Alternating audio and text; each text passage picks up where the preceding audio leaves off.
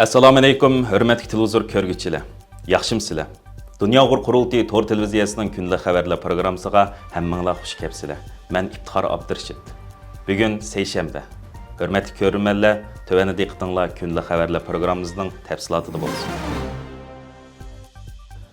Dunyo Uyg'ur qurultiyining Birlashgan Millatlar Tashkilotida Xitoyni irqiy qirg'inchilik, majburiy emgak ve Uyg'urlarga qarshi bostirish bilan ayblaganlikka xalqaro axborotlarning diqqatini tortgan. Oldin qaftida qurultay raisi Turg'unjon Aloviddin, qurultayning muavin raisi Zumratay Erkin va qurultayning sobiq raisi Uyg'ur Demokratiya va Kishilik huquq markazining raisi Dolqin Aysolar Birlashgan Millatlar Tashkilotida har xil faoliyatlarni ilib berib, Xitoyning Sharq Turkistonda davom qilayotgan irqiy qirg'inchiligi, assimilyatsiya siyosati, chegara halqagan bostirish va atalmish Millatlar Ittifoqi qonunini ayblagan va xalqaro jamiyat davlatlarini Birlashgan Millatlar Tashkilotini xalqaro qonun bo'yicha Xitoyni javobgarlik tortishga chaqiriq qilgan edi. Xabarlarda Xitoyning qirg'inchilik, majburiy emgak va Sharq Turkistonda yurgizgan irqiy qirg'inchilik jinoyati, Uyg'urlarga qaratilgan davlat halqagan bostirish qatorliq kishilik huquq dafsanchiligiga qarshi angliqlikni oshirish uchun Dunyo Uyg'ur qurultiyi va Uyg'ur Demokratiya va Kishilik huquq markazidan kelgan vakillar o'miga diplomatlar, Birlashgan Millatlar Tashkilotining amaldorlari, BDTning ko'chmanlarning kishilik huquq bo'yicha alayda dokladchisi Gihat Madi va har qaysi tashkilot vakillari bilan ko'rishib, Xitoyning majburiy g'oyib qilib etish, davlat halqagan bostirish, Uyg'ur musofirlari duch kelayotgan qiyinchiliklar va keng doirali kishilik huquq masalalarini kun tartibga ilib keldi.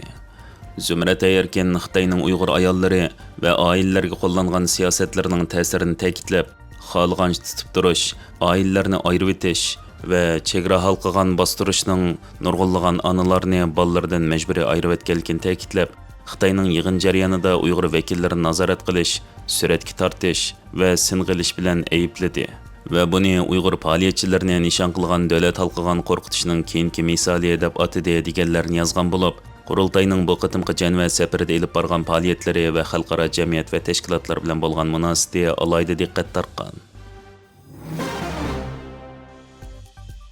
Uyg'ur kishilik huquq qurilishi maxsus doklad e'lon qilib, Avstraliya va Yaponiyani Uyg'ur majburiy emgaki bilan ishlab chiqarilgan tovarlarni qabul qilish xavfiga duch kelayotgan bozorlar bo'lib qolishdan ogohlantirgan. Avstraliya va Yaponiya Uyg'ur majburiy emgak bozoriga aylanish xavfiga duch kelmoqda nomli bu dokladda ko'rsatilishicha, Avstraliya va Yaponiya Uyg'ur majburiy emgak bilan ishlab chiqarilgan tovarlarni qabul qilish xavfiga duch kelayotgan bozorlarda bekitilgan bo'lib, dokladda ikki davlatning ijro qilishidagi zo'r bo'shliqlar ko'rsatilib, ularning usuli Amerika va Yevropa ittifoqida qo'llanayotgan qattiq tadbirlar bilan selishtirilgan. Dokladda ko'rsatilishicha, 2014-yildagi savdo-sonliq ma'lumotlari va navbatdagi ta'minlash zanjiri siyosatlarini tahlil qilib, bu tadqiqotda Avstraliyaning Uyg'ur majburiy emgakka ko'p uchraydigan sohalardan taxminan 4 milliard 820 million dollarlik tovar import qilganligi, Yaponiyaning bu sohalardan import qilgan tovarlari taxminan 6 milliard 710 million dollar bo'lganligi, eng ko'p ta'sirga uchragan sohalar ichida paxta to'qimchilik, kiyim-kechak, kun taxtim materiallari, alyumin va ximiyalik moddalarning asosli o'rinda ekanligi ta'kidlangan. Dokladda buni xulosalab, Amerika Uyg'ur majburiy emgakning oldini olish qonuni qatorliq texmi qattiq belgilamalar va Yevropa ittifoqida yo'l qo'yilgan tadbirlar bu rayonlarda bu xil tovarlarning kirish nuqtalarini azaytayotgan bo'lsa-mu, import kontrolligi oz bo'lgan davlatlar bu mahsulotlarning o'z bozoriga yo'tkilish xavfiga duch keladi deganni o'ttirib qo'ygan. Mazkur dokladda bu tadbirlarning shirkatlardan import qilishdan burun tovarlarning majburiy emgakdan xoli ekanligiga doir dalil isbotlarni ta'minlashni talab qilishdan boshqa narsa emasligi o'ttirib qo'yilib, Sharq Turkistonda davlat tarafidan majburiy emgak selishga xalqaro andish kuchayotgan bo'lsa-mu, har ikki davlatda ijro qilish qurollarining chekli ekanligi eskartilgan.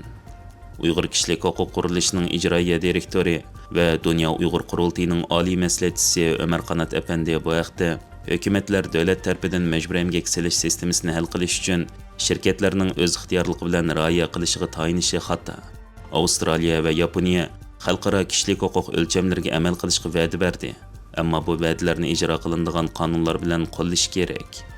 Kuchli harakat bo'lmasa, Uyg'urlarni bostirishga chetishli tovarlar unumli qo'g'dash tadbirlari yo'q bozorlar orqali iste'molchilarni ta'minlashni davomlashtiradi deganni o'ttirib qo'yib, Avstraliya va Yaponiyaning majburiy emgak selishga o'xshash import cheklamasini yo'l qo'yishi va dalil isbotga asoslangan kishilik huquq tekshirish talabini bekitishini, shundaqla tamojni ijro qilish huquqini yaxshilash ta'minlash zanjiridagi iz qo'g'lash iqtidorini kuchaytirish va Amerika, Yevropa ittifoqi bilan bo'lgan moslashishni kuchaytirishni talab qilib, siyosat belgilikchilarini kishilik huquq tashkilotlari va ta'sirga uchragan jamiyatlarni ijro qilish jarayonlariga qatnashtirishga chaqirgan.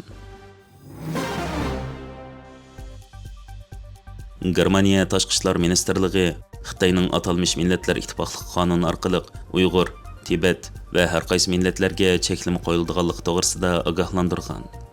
Mushu oyning 29-kuni Germaniya radiosining xabar qilishicha, Germaniya hukumatı Xitoyning atalmish millatlar ittifoqligi qonuniga qarshi andishisini bildirgan. Germaniya Tashqi ishlar ministrligining bayonotchisi bu qonunning diniy e'tiqod erkinligi huquqini cheklab, ba'zi tillarning davom qilishini va taraqqiy qilishini cheklash mumkinligini aytgan. Tashqi ishlar ministrligi bayonotchisi so'zida ma'rif, davlat ishlari va ommaviy sorunlarda Xitoy tilini o'qitish tili qilib belgilagan, buningdan boshqa Xitoy sirtidagi shaxslar va tashkilotlar qonun javobgarlik tortilishi mumkin deganini ta'kidlab, Xitoyning chet ellarda yashayotgan kishilarga qarshi qo'llanilgan har qanday bostirish tadbirlariga Germaniyaning qat'iy qarshi turadiganligini bildirgan.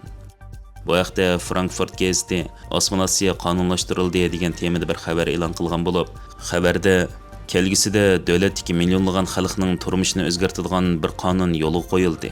Millatlar ittifoqligi va taraqqiyotini ilgari surish qonuni. Xitoy bu qonun orqali barliq millatlarning Xitoy xalqi, Xitoy madaniyati va Xitoy kommunistik partiyasi bilan o'xshash bo'lishini talab qiladi. Ota-onalar bolalarini bu prinsiplar bo'yicha tarbiyalashga majbur bo'ladi.